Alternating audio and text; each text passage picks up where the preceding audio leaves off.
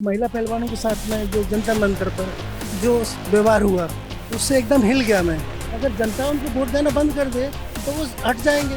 EVM से भी घोटाला हो सकता है। जो मणिपुर में जो कुछ हो रहा है वो सब वहाँ के वोटर जिम्मेदार हैं। अगर शर्मिला इरोम जगह जीती होती तो आज मणिपुर की हालत ये नहीं होती। ईवीएम के अंदर रियल टाइम क्लॉक होती है। नमस्कार, मैं हूं तुषार और आप देख रहे हैं सौगंध टीवी।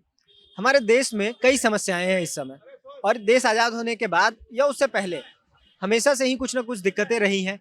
लेकिन अगर इस समय सोचा जाए कि इतनी समस्याएं हैं और इसका अगर कोई एक इलाज हो, एक हल हो, तो क्या इसका जवाब हो सकता है? हमारे साथ मौजूद हैं, इनसे हम बात करेंगे और जानेंगे कि क्या इसका सारी समस्याओं का क्या इलाज हो सकता है। जैसा कि उन्होंने इस पैम्फलेट में बताया है कि सभी समस्याओं का एक ही इलाज है, वो है सही वोटिंग। तो अब वोटिंग इतनी इम्पोर्टेंट क्यों है, ये तो हम सभी जानते हैं, लेकिन क्या क्या समस्याएं उससे हल हो सकती है, ये हमें बताएंगे।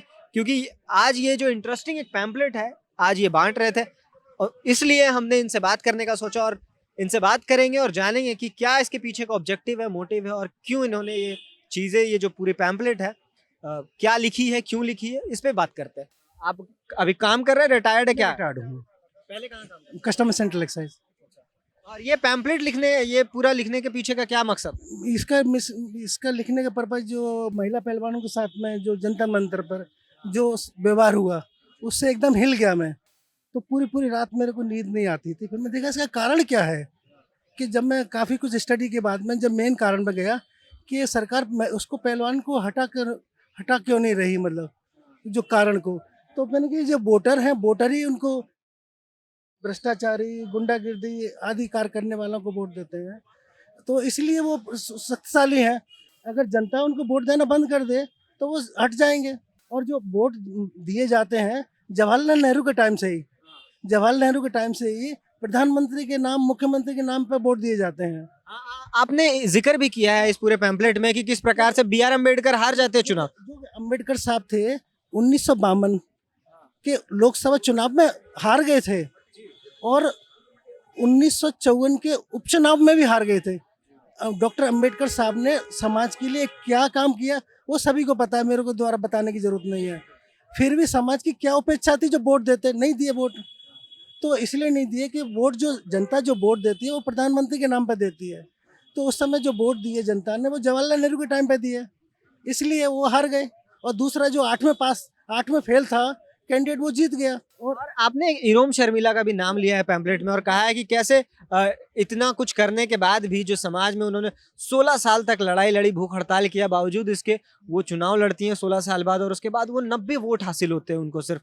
तो इस चीज़ का भी जिक्र आपने किया है। इरोम जो थी मणिपुर की लेडीज थी, उसकी मणिपुर में एक स्पेशल एक्ट है जहाँ पर के पुलिस जो आदमी है किसी को भी अरेस्ट कर सकती है, किसी को गोली मार। मैं बताना चाहूंगा कि जो मणिपुर में जो एक लॉ है, अफ्स्पा वहाँ पे लागू, जो कश्मीर में भी है, तो ये उन्हीं की बात कर। हाँ, तो वहाँ पर है ना, एक बार ये 10 लोगों को पुलिस ने, आर्मी ने एकदम मार दिया था, गोली मार दी थी। बस स्टॉप पे खड़े हुए थे और 10 लोगों में से एक तो राष्ट्रीय पुरस्कार प्राप्त बालक था और एक 80 साल का बुजुर्ग था। बाद में जब इनकी वो जो जांच हुई तो उसमें कोई भी आतंकवादी जैसा नहीं था। सारे के सारे 10 के 10 निर्दोष, सभी लोग निर्दोष थे। तो उस आपको लगता है कि अफ्स्पा नहीं, की नहीं, मेरे को नहीं। उस समय जो जो लेडीज थी रोम जो है, इरोम शर्मिला बानसानु को लगा कि इस एक्ट की वजह से वो लोग मारे गए थे, और उसकी वजह से जिन्होंने गोली चलाई थी, मारा था, वो लोग भी पेनलाइज नहीं हुए उनको। इसलिए इसने वो उस कानून को हटाने के लिए इसने भूख हड़ताल कर दी, और इसने कुछ नहीं खाती थी। और इसको पुलिस ने अरेस्ट किया, नाक के द्वारा इसको भोजन दिया जाता, जहाँ भोजन दिया जाता। और ऐसा इस साल कुछ महीनों नहीं, 16 साल तक हुआ ऐसा। जब इसने देखा कि 16 साल तक कुछ नहीं हो रहा है तो इसने फिर छोड़ दिया। छोड़ करके फिर वो कि मैं वो राजनीति में आऊँगी। फिर इसने 2017 के साथ मेरे ख्याल से इलेक्शन लड़ा मणिपुर का, जो मुख्यमंत्री पद के जो दावेदार थे उनके अगेंस्ट में। लेकिन जनता ने उनको, उनका 16 साल में जो वो करता उसको इग्नोर करके केवल मुख्यमंत्री को वोट दिए, और इनको केवल 90 वोट मिले। और उस 90 वोट के पीछे आपने ईवीएम की भी बात की है, तो उसका उसका क्या मतलब? उसे ईवीएम से भी घोटाला हो सकता है, मेरा शक है उसके ऊपर। तो लेकिन उससे वो निराश हो गई, तो उसके बाद वो छोड़ करके चली गई। उसके बाद ही जो जो मणिपुर में जो कुछ हो रहा है, वो सब वहाँ के वोटर जिम्मेदार हैं। अगर शर्मिला इरोम जगह जीती होती तो आज मणिपुर की हालत ये नहीं होती। और मैं कहता हूँ मणिपुर ही नहीं, पूरे देश की हालत ये होने वाली है यदि वोटरों ने अपना वोट देने का तरीका नहीं सुधारा तो। तो आपको ईवीएम को लेके आपका क्या ख्याल? ईवीएम में सेटिंग होती है। हाँ, आप ये जैसे ईवीएम आया था तो हम लोगों ने सबने समझा जैसे कैलकुलेटर होता है, 2 और 2 4 करता है हमेशा दिनों रात। लेकिन जो कैलकुलेटर के अंदर रियल टाइम क्लॉक नहीं होती है, इसलिए आप कभी भी कर लीजिए। लेकिन जैसे मेरा मोबाइल फ़ोन है, मोबाइल फ़ोन में कैलकुलेटर है, तो मोबाइल फ़ोन के अंदर रियल टाइम क्लॉक होती है। इसमें सेटिंग की जा सकती है कि दिन में 2 और 2 4 करे, रात में 2 और 2 5 करे। तो इसी तरह से जो ईवीएम है, ईवीएम के अंदर रियल टाइम क्लॉक होती है, तो उसके अंदर सेटिंग की जा सकती है डेट के साथ में कि जब लास्ट में एक तो इसमें बैटरी बदलते हैं, इसमें इलेक्शन से पहले बैटरी बदली जाती है और कैंडिडेट के नाम वगैरह भी सेट किए जाते हैं लैपटॉप से, तो उस समय वो सॉफ्टवेयर डाला जा सकता है। डालने की संभावना पॉसिबिलिटी है कि जब ये एक सर्टेन टाइम एक निश्चित डेट पर और निश्चित टाइम पर वो जो वोटर है ना, वोटर को पलटी के मार देगा। और जो हमारे यहाँ जो कानून है ना, जो दूसरे नंबर पर जो वोटर है वो वोटिंग को चैलेंज कर सकता है गिनने के लिए, लेकिन दूसरे के बाद वाले जो है वो चैलेंज नहीं कर सकते।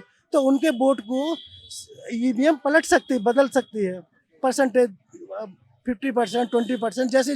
मतलब 2 नंबर के बाद जितने भी वो कैंडिडेट है उनको अधिकार नहीं है। और इसीलिए जब भी जो चुनाव होते हैं ना, जैसे अपने म्यूनिसपैलिटी वगैरह के चुनाव होते हैं, उसमें तो बीजेपी हार जाती है।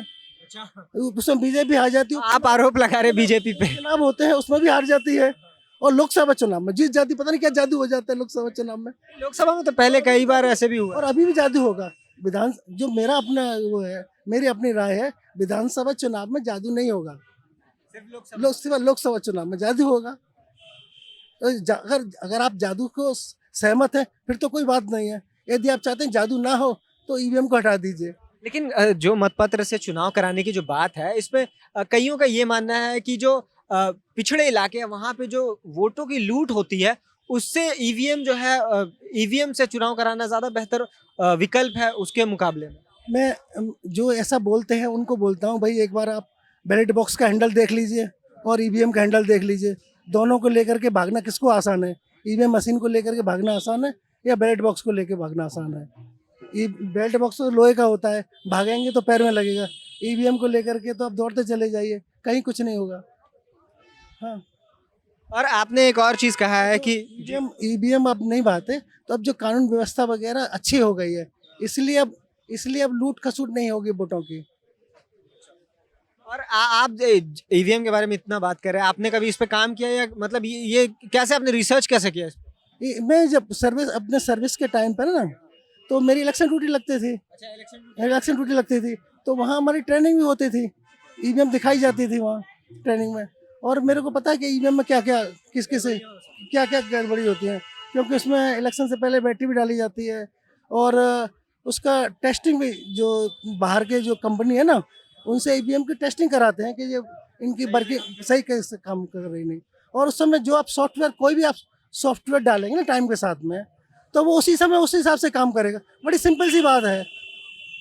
आपके मोबाइल में अगर सॉफ्टवेयर ऐसा डाल दिया इस डेट में जाकर के इस डेट बंद हो जाए, या इसमें ब्लू फिल्म दिखाने लग जाए आपके मोबाइल में, तो वो ब्लू फिल्म दिखाने लग जाएगा। सेटिंग के ऊपर सॉफ्टवेयर मैनिपुलेट किया जाता है। मैनिपुलेट किया जाता है। जो ईवीएम जो आई थी संसद से पास होके आई थी, और अब ईवीएम वापस जाएगी तो संसद से पास होके ही जाएगी।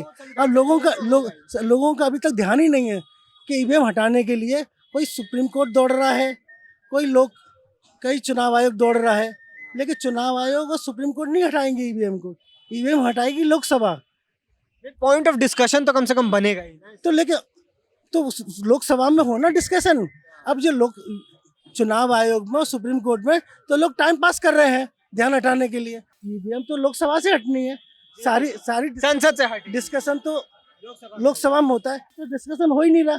तो मेरे को नहीं उम्मीद है कि जो जो आंदोलन कर रहे हैं ईवीएम को हटाने के लिए ईमानदार हैं, ईवीएम हटाने के लिए केवल नौटंकी कर रहे हैं ईवीएम हटाने के लिए। तो ये पूरी जो बातचीत है, जो ईवीएम पे जो सवालिया निशान खड़े होते हैं, ये इन्होंने भी बताया और कई नेताओं का भी ये कहना है। तो ये तो इलेक्शन कमीशन पे निर्भर करता है कि वो, क्योंकि जिम्मेदारी उनकी है कि देश में सही तरीके से इलेक्शन, फेयर इलेक्शन कराया जाए, ये उनकी जिम्मेदारी है। क्योंकि डेमोक्रेसी में जो इलेक्शन होता है, ऐसा नहीं है कि वही सब कुछ है। सबसे मिनिमम जो है एक डेमोक्रेसी को सर्व करने के लिए इलेक्शन कराया जा सकते हैं, वो मिनिमम है। मैक्सिमम तो बहुत सारी चीज़ें हैं, हमारे इंस्टीट्यूशन भी सही तरीके से काम करने चाहिए, वो बहुत सारी एक लिस्ट है जो उस फहरिस्त में सब कुछ होना चाहिए। लेकिन सबसे मिनिमम जो हम कर सकते हैं वो है एक फेयर इलेक्शन। अगर वो भी सही से नहीं होगा तो फ्री एंड फेयर इलेक्शन के बगैर जो हमारी डेमोक्रेसी है उस पर भी सवाल खड़े होते हैं। तो कहीं ना कहीं ये ज़रूरी है।